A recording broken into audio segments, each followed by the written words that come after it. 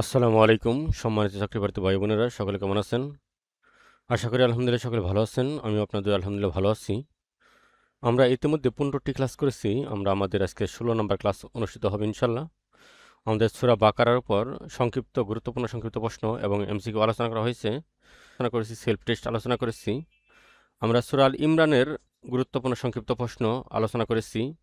এমসিকিউগুলো আলোচনা করতেছিলাম সেই ধারাবাহিকতায় আজকে আমাদের সূরা আল ইমরানের সর্বশেষ এমসিকিউ এর ক্লাস আজকে অনুষ্ঠিত হবে। এমসিকিউ আলোচনা করব এবং সেলফ টেস্ট আলোচনা করব এবং আজকের মাধ্যমে আমাদের সূরা আল ইমরান শেষ হবে ইনশাল্লাহ। আমরা আগামী ক্লাস থেকে আমরা সূরা আন নিসার উপর আলোচনা করব ইনশাল্লাহ। তাহলে আমরা আমাদের ক্লাসে চলে যাই। 19তম শিক্ষক নিবন্ধন প্রস্তুত অনলাইন কোর্স সহকারী শিক্ষক ইসলাম শিক্ষা লেকচার 16। আমাদের আজকের লেকচার 16র প্রথম যে প্রশ্নটা সেটা হলো সূরা আল ইমরান গুরুত্বপূর্ণ এমসিকিউ প্রশ্ন। আমাদের আজকের লেকচার 16র যে প্রথম প্রশ্ন সেটা হলো যে আয়াতুল্লাহি দ্বারা কি বোঝানো হয়েছে? আয়াতুল্লাহি দ্বারা কি বোঝানো হয়েছে? অপশন ক তাওরাত, অপশন খ জাবুর, অপশন ঘ ইঞ্জিল, অপশন ঘ কোরআন। এখানে আয়াতুল্লাহি দ্বারা মূলত আল কোরআনকেই উদ্দেশ্য করা হয়েছে, তাহলে আমাদের উত্তর হবে অপশন ঘ কোরআন। তাহলে আমাদের আয়াতুল্লাহ দ্বারা কি বোঝানো হয়েছে? আমাদের আয়াতুল্লাহ দ্বারা মূলত আল কোরআনকেই উদ্দেশ্য করা হয়েছে, তাহলে আমাদের উত্তর হবে অপশন ঘ আল কোরআন। আর রিবা শব্দের অর্থ কি? অপশন ক দান করা, অপশন খ বৃদ্ধি করা, অপশন গ কমে যাওয়া, অপশন গ ক্ষতি হওয়া। আমরা জানি আর রিবা শব্দের অর্থ হলো বৃদ্ধি করা বা অতিরিক্ত গ্রহণ করা। যে কাউকে কোনো মূলধন দিলে বা কাউকে কোনো অর্থ ধার দিলে বা কাউকে কোনো কিছুর বিনিময়ে তার চেয়ে অতিরিক্ত গ্রহণ করাকেই রিবা বলা হয়, রিবা বা সুদ বলা হয়। যে মূলধনের অতিরিক্ত কোনো কিছু গ্রহণ করাকেই রিবা বলা হয়। যে কাউকে কোনো কিছু দেওয়ার বিনিময়ে পরবর্তী তার কাছ থেকে ওই মূলধনের অতিরিক্ত গ্রহণ করাকেই রিবা বলা হয়, রিবা বা সুদ বলা হয়। তাহলে আমরা জানি রিবা শব্দের অর্থ কি? অপশন খ বৃদ্ধি করা বা বৃদ্ধি পাওয়া। যে রিবা শব্দের অর্থ হলো বৃদ্ধি পাওয়া বা অতিরিক্ত হওয়া। যে মূলধনের অতিরিক্ত কোনো কিছু গ্রহণ করাকেই রিবা বলা হয়। তাহলে আমাদের উত্তর হবে অপশন খ বৃদ্ধি পাওয়া। আমাদের আজকে 3 নম্বর প্রশ্ন হলো যে আল্লাহ তাআলা কার বিরুদ্ধে যুদ্ধ ঘোষণা করেন? অপশন ক মদখোর, অপশন খ ঘুষখোর, অপশন গ হারামখোর, অপশন গ সুদখোর। আল্লাহ তাআলা সুদখোরের বিরুদ্ধে যুদ্ধ ঘোষণা করেন। সূরা আল ইমরানের আয়াতের অর্থ অনুযায়ী আল্লাহ তাআলা কার বিরুদ্ধে যুদ্ধ ঘোষণা করেন? আল্লাহ তাআলা সুদখোরের বিরুদ্ধে যুদ্ধ ঘোষণা করেন। তাহলে আমাদের উত্তর হবে অপশন ঘ সুদখোর। তাহলে কার বিরুদ্ধে আল্লাহ তাআলা যুদ্ধ ঘোষণা করেন? সুদখোরের বিরুদ্ধে। আমাদের 4 নম্বর প্রশ্ন হলো যে সুদখোরকে কার সাথে তুলনা করা হয়েছে?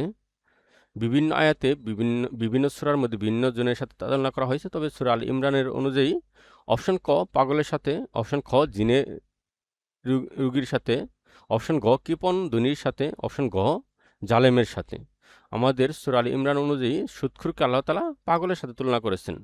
কারণ যারা সুদ গ্রহণ করে থাকে তারা সবসময় উন্মাদ বা পাগলের মতো হয়ে থাকে, কিভাবে তাদের অর্থ বৃদ্ধি করা যাবে, কিভাবে অন্যের কাছ থেকে সম্পদ গ্রহণ করা যাবে, বেশি গ্রহণ করা যাবে, এই বিষয়ে তারা সবসময় ব্যস্ত থাকে। তাহলে সুদখোরকে সূরা আল ইমরান অনুযায়ী কার সাথে তুলনা করা হয়েছে?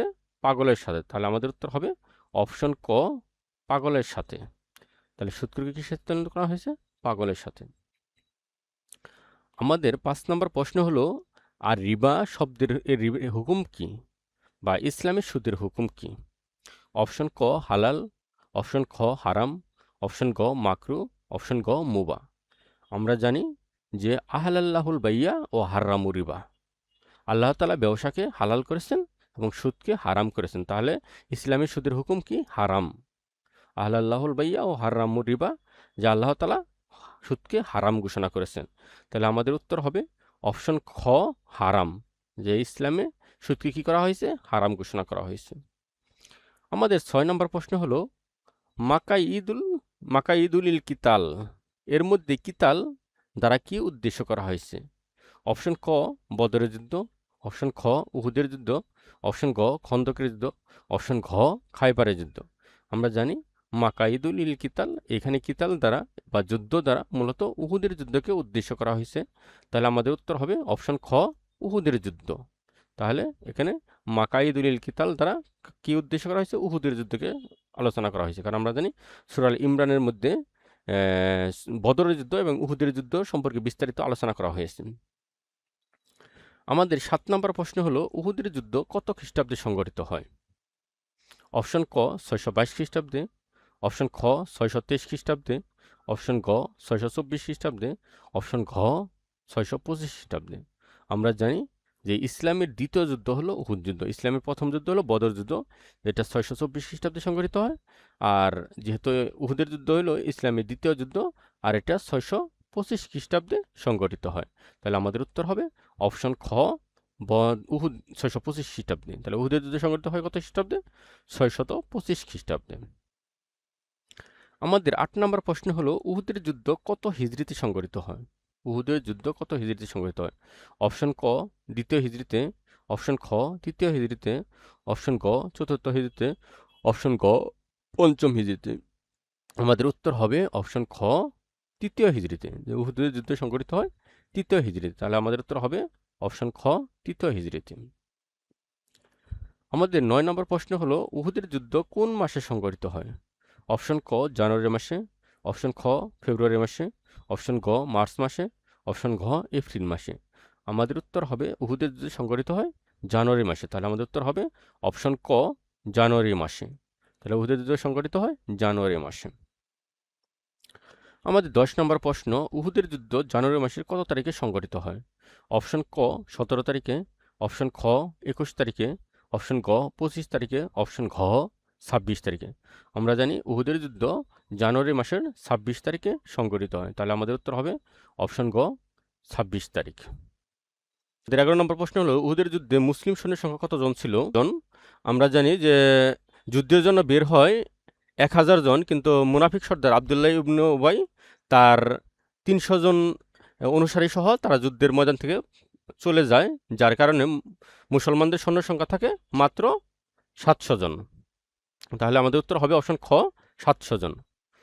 12 নম্বর প্রশ্ন হলো উহুদের যুদ্ধে কাফেরদের সৈন্যের সংখ্যা কতজন ছিল? যে উহুদের যুদ্ধে কাফেরদের সৈন্যের সংখ্যা কতজন ছিল? অপশন ক 700 জন, অপশন খ 1000 জন, অপশন গ 2000 জন, অপশন ঘ 3000 জন। আমরা জানি উহুদের যুদ্ধে কাফেরদের সৈন্য সংখ্যা ছিল 3000 জন। তাহলে উহুদের